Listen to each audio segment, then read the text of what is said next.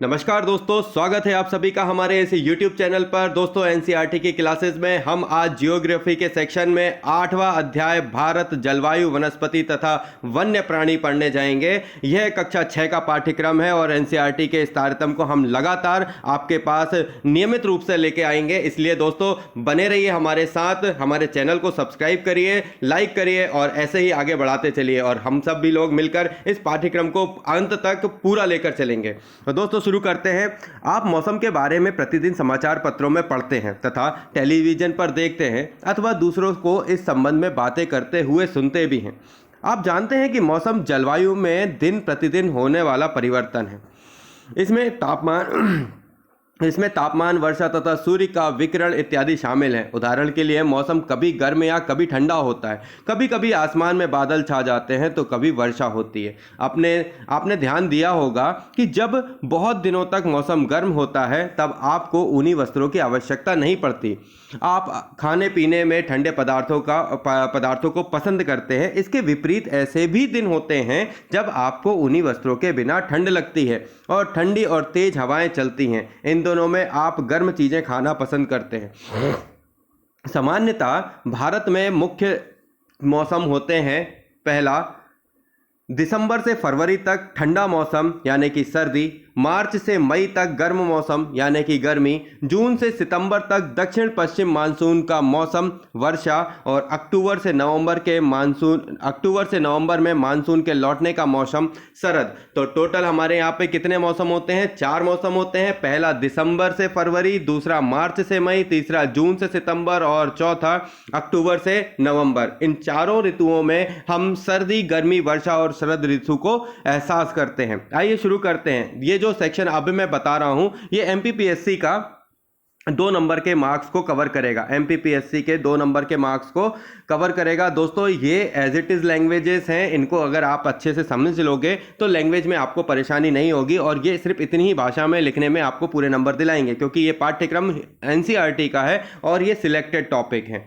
चलिए शुरू करते हैं। सबसे पहले आते हैं शीत ऋतु। ठंडे मौसम में सूर्य की सीधे किरणें नहीं पड़ती हैं, जिसके परिणाम स्वरूप उत्तर भारत का तापमान कम हो जाता है। मतलब जो हमारी पृथ्वी है, हमारी पृथ्वी जो 23.5 अंश पे झुकी हुई है, उसमें जब ये शीत ऋतु का मौसम आता है तो उस समय क्या होता है, मौसम ठंडा होने का कारण सूर्य की सीधी किरणें हमारे भारत पर नहीं पड़ने के कारण यहाँ पे क्या होता है, उत्तर भारत का तापमान कम हो जाता है। इसके बाद आगे बढ़ते हैं ग्रीष्म ऋतु। ग्रीष्म ऋतु, गर्मी के मौसम में सूर्य की किरणें अधिकतर सीधी पड़ती हैं। तापमान बहुत अधिक हो जाता है और दिन के समय गर्म और शुष्क हवाएं चलती हैं, जिन्हें लू कहा जाता है। ठीक है, आगे बढ़ते हैं दोस्तों। दक्षिण पश्चिम मानसून या वर्षा का मौसम, यह मानसून के आने तथा आगे बढ़ने का मौसम है। इस समय पवन बंगाल की खाड़ी तथा अरब सागर के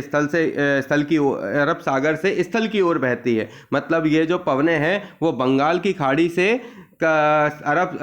खाड़ी और अरब सागर से स्थल यानी जमीन के तरफ बढ़ती है, भारत की तरफ बढ़ती हैं और वे अपने साथ नमी लाती हैं और ये पवनें पहाड़ों से टकराकर क्या करती हैं, वर्षा करती हैं। तो जब हमारा ये जो सेक्शन है, ये इधर पे अरब सागर है और इधर पे बंगाल की खाड़ी है, ये अरब सागर है और ये बंगाल की खाड़ी है, इन दोनों साइड से क्या होता है, मानसून ऊपर की तरफ उठता है। यहाँ पे कम दबाव का क्षेत्र बनता है, गर्मी के कारण यहाँ लू चलती है, कम दबाव का क्षेत्र बनता है, इसलिए आसपास का एरिया से हवाएं क्या होती हैं, यहाँ से इस एरिया को भरने की कोशिश करती हैं और यहाँ से जो हवाएं ऊपर की तरफ चलती हैं उनमें क्या होता है,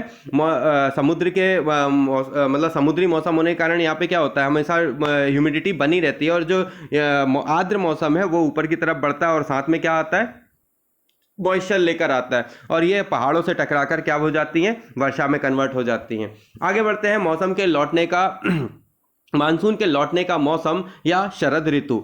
इस समय पवन स्थल भागों से लौटकर बंगाल की खाड़ी की ओर बहती है और यह मानसून के लौटने का मौसम है। भारत के दक्षिणी भाग विशेषकर तमिलनाडु तथा आंध्र प्रदेश में इस मौसम से वर्षा होती है। किसी स्थान पर अनेक वर्षों में मापी गई मौसम की औसत दशा को जलवायु कहते हैं। अब जलवायु को किस तरीके से अपन रिप्रेजेंट करते हैं भाई, किसी स्थान पर अनेक वर्षों में मापी गई मौसम की औसत दशा।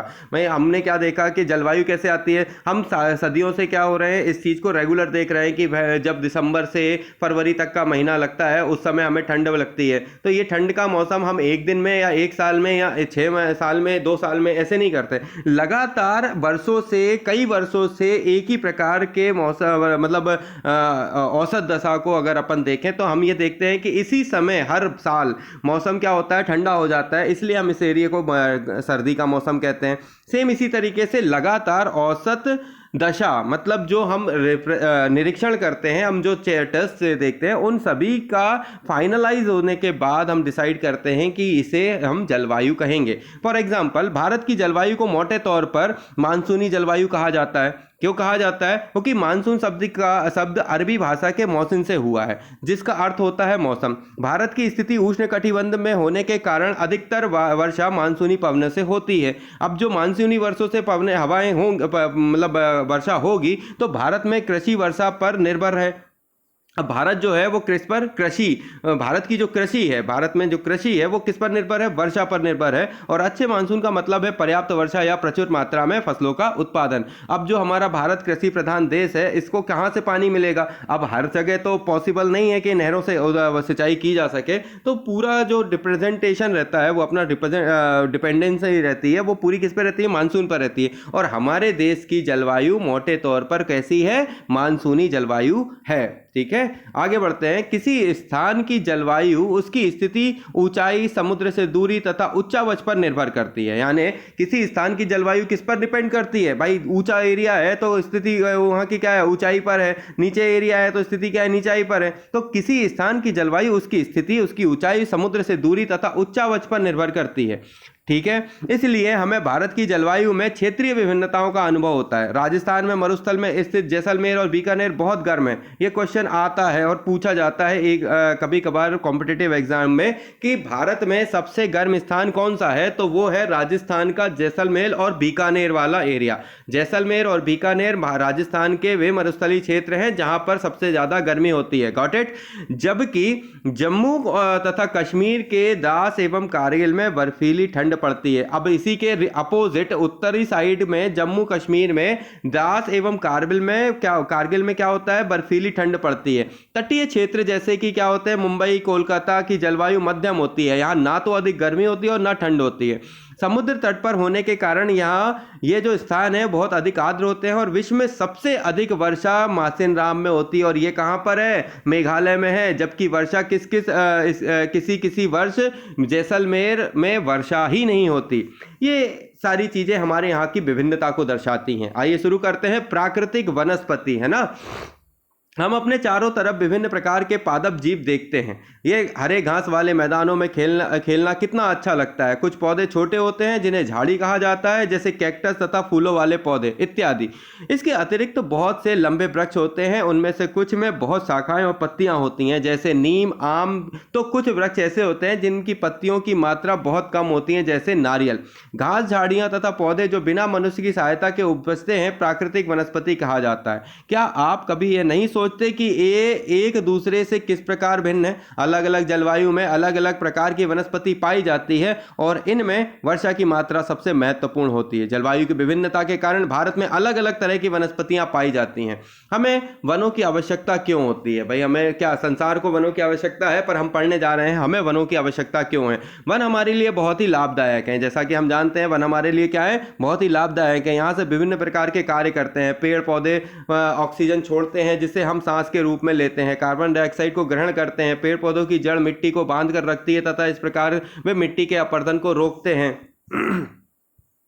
वनों से ही हमें ईंधन के लिए लकड़ियां प्राप्त होती है। अब यहाँ पे देखिए जरा कुछ लिखा हुआ है, आओ कुछ करके सीखे। भारत के मानचित्र पर इस पैराग्राफ में दिए गए स्थानों को चिन्हित करिए। तो जो जैसलमेर बीकानेर है उसको आप एक काम करिएगा, चिन्हित करके बताइएगा मुझे। उष्णकटिबंधीय वर्षा वन, देखो ऐसे वन होते हैं जिन्हें उष्णकटिबंधीय वर्षा वन कहते हैं। भूमिगत परत, देखिए जो मतलब ये सेक्शन दिखाया हुआ है, सर्वाधिक ऊंचाई। तो सर्वाधिक ऊंचाई मतलब उद्गात, सबसे नीचे भूमि परत, देखो ये ऐसे भूमि परत बोलते हैं। 1.5 मीटर, 5 मीटर झाड़ी वाली परत। फिर उसके बाद ऊपर बढ़ते हैं तो तरुण वृक्ष, फिर 20 मीटर पर, फिर बितान, फिर 40 मीटर, उसके बाद ऊपर 60 मीटर, फिर उद्गामी परत और सर्वाधिक ऊंचाई, है ना, इसको सर्वाधिक ऊंचाई कहते हैं। तो ये जो है उष्णकटिबंधीय वर्षा वन है।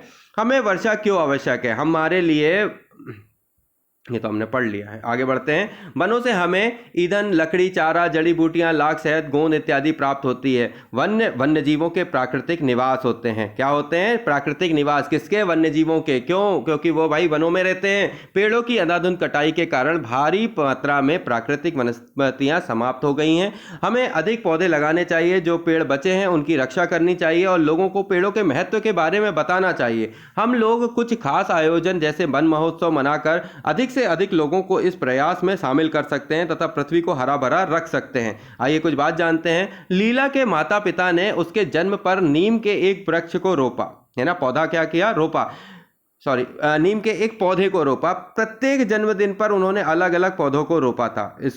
इनको हमेशा पानी से सींचा जाता था और अत्यधिक गर्मी, सर्दी और जानवरों से बचाया जाता था। बच्चे भी यह ध्यान रखते थे कि कोई उन्हें नुकसान ना पहुंचाए। जब लीला 20 वर्ष की हुई तब 21 सुंदर वृक्ष उनके घर के चारों ओर खड़े थे।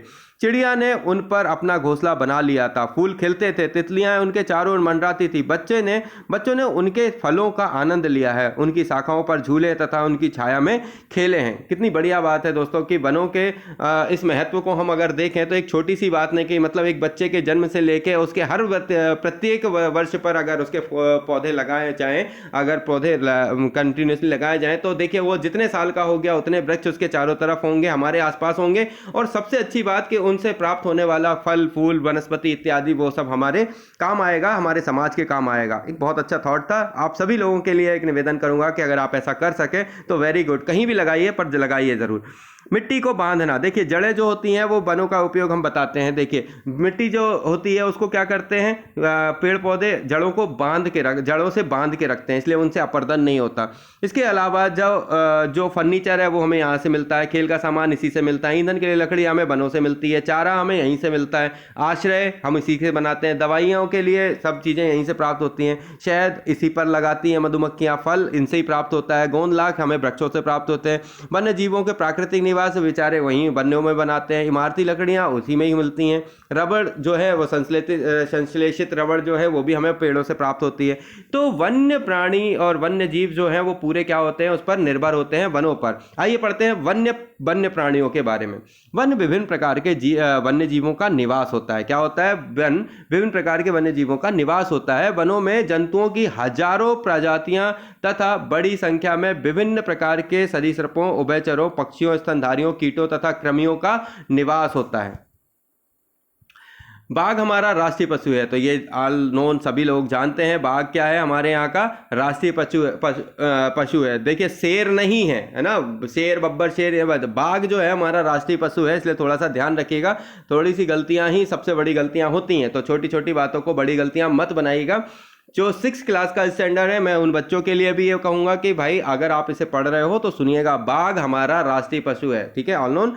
यह देश के विभिन्न भागों में पाया जाता है। गुजरात के गिर वन में एशियाई शेरों का निवास है। हाथी तथा एक सींग वाले गैंडे असम के जंगलों में घूमते हैं। हाथी केरल एवं कर्नाटक में मिलते हैं। ऊंट भारत के रेगिस्तान में। जंगली गधा कच्छ के रण में पाए जाते हैं। तो देखो ये क्वेश्चन पूछा जाता है, जंगली गधे कहाँ मिलते हैं? कच्छ के रण में, क्योंकि कच्छ के रण में हमको जो है वो टाइगर, मतलब हमें जो शेर है, लॉयन है, वो भी मिलते हैं।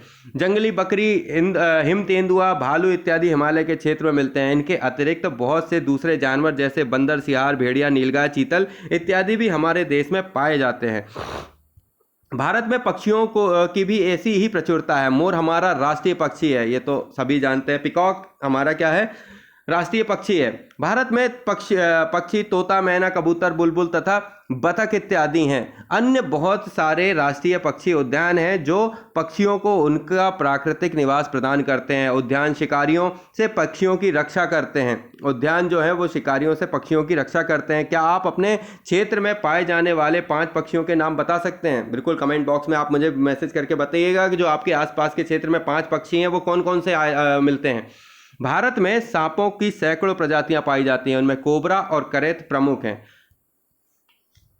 वनों में वनों के कटने तथा जानवरों के शिकार के कारण भारत में पाए जाने वाले वन्य जीवों की प्रजातियां तेजी से घट रही हैं। बहुत सी प्रजातियां तो समाप्त भी हो गई हैं। उनको बेचने के लिए उनको बचाने के लिए बहुत से नेशनल पार्क, पशु विहार तथा जैव मंडल आरक्षित क्षेत्र स्थापित किए गए। सरकार ने हाथियों तथा बाघों को बचाने के लिए बाघ परियोजना एवं हस्त परियोजना जैसी परियोजनाओं को शुरू किया है। क्या आप भारत के कुछ पशु विहारों के नाम तथा मानचित्र पर उनकी स्थिति बता सकते हैं? तो बिल्कुल बताइएगा।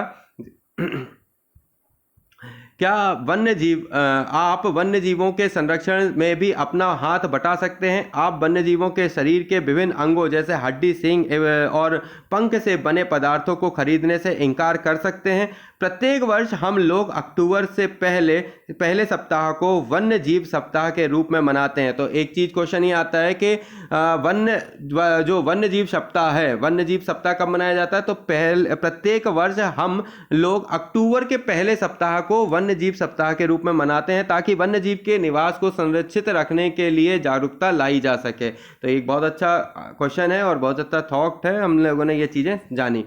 शिकारी बाघों को क्यों मारते हैं? कुछ क्वेश्चन है जिनके आंसर हम आपसे चाहते हैं और आप इसके आंसर जरूर देंगे, हमें विश्वास है। शिकारी बाघों को क्यों मारते हैं, इनका आंसर सभी लोग जानते हैं, पर इसका एक अच्छा आंसर क्या हो सकता है जरूर कमेंट करके बताइएगा। हमारे वनों से अगर बाघ खत्म हो जाए तो क्या होगा? अगर बाघ खत्म हो जाए तो क्या होगा? और क्या आपने कभी बाघ आरक्षित क्षेत्र या ऐसे चिड़ियाघर देखे हैं जहां बाघों को रखा जाता है? तो ये एक अच्छा क्वेश्चन था, इसे आप जरूर बताइएगा। प्रवासी पक्षी, कुछ पक्षी पिनटेल, बत्तख, करल्यू, फ्लेमिंगो, ऑस्प्रे, लिटिल स्टिंट प्रत्येक वर्ष सर्दी के मौसम में हमारे देश आते हैं। सबसे छोटी लिटिल स्टंट जिसका वजन लगभग 15 ग्राम होता है, आर्कटिक प्रदेश से 8000 किलोमीटर की दूरी तय करके भारत आती है। कितना ही बढ़िया बात है दोस्तों। तो ये जो सेक्शन मैंने पढ़ा दोस्तों, ये जो सेक्शन था ये हमारे 6th क्लास का एंड पॉइंट था। हमने 6th क्लास के 8 चैप्टर कंप्लीट किए। बहुत ही अच्छा सेशन चला और हमें बहुत खुशी है कि हमने पूरी तरीके से इसको अपनी तहे दिल से कंप्लीट किया।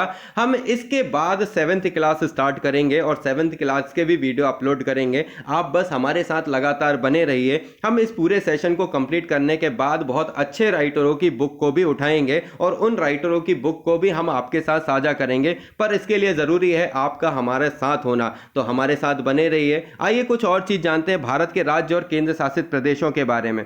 आंध्र प्रदेश, जिसकी राजधानी, राज्य और राजधानी, आंध्र प्रदेश की राजधानी क्या है? हैदराबाद। अरुणाचल प्रदेश ईटानगर, असम दिसपुर, बिहार पटना, छत्तीसगढ़ रायपुर, गोवा पणजी, गुजरात गांधीनगर, हरियाणा की चंडीगढ़, हिमाचल प्रदेश शिमला, जम्मू एवं कश्मीर श्रीनगर, झारखंड रांची, कर्नाटक बेंगलुरु, केरल तिरुवनंतपुरम, मध्य प्रदेश भोपाल, महाराष्ट्र मुंबई, मणिपुर इम्फाल, मेघालय शिलांग, मिजोरम आइजोल, नागालैंड कोहिमा, उड़ीसा भुवनेश्वर, पंजाब चंडीगढ़, राजस्थान जयपुर, सिक्किम गंगटोक, तमिलनाडु चेन्नई, तेलंगाना हैदराबाद, उत्तराखंड देहरादून, उत्तर प्रदेश लखनऊ, त्रिपुरा अगरतला, पश्चिम बंगाल कोलकाता, अंडमान निकोबार, ये केंद्र शासित प्रदेश हैं अपने जितने, उनके बारे में सुनिए। अंडमान एवं निकोबार द्वीप समूह, पोर्ट ब्लेयर, चंडीगढ़, दादर नगर हवेली, सिलवासा, दमन दीव दमन, लक्षद्वीप, कवरत्ती, पांडुचेरी, राष्ट्रीय राजधानी क्षेत्र दिल्ली।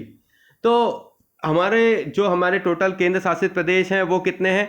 1 2 3 4 5 6 7। तो हमारे पास टोटल केंद्र शासित प्रदेश कितने हो गए? अरे महाराज, टोटल केंद्र शासित प्रदेश कितने हो गए? 7 केंद्र शासित। और कितने राज्य हैं इनकी काउंटिंग करिए। 1 2 3 4 5 6 7 8 9 10 11 12 13 14 15 16 17 18 19 20 21 22 23 24 25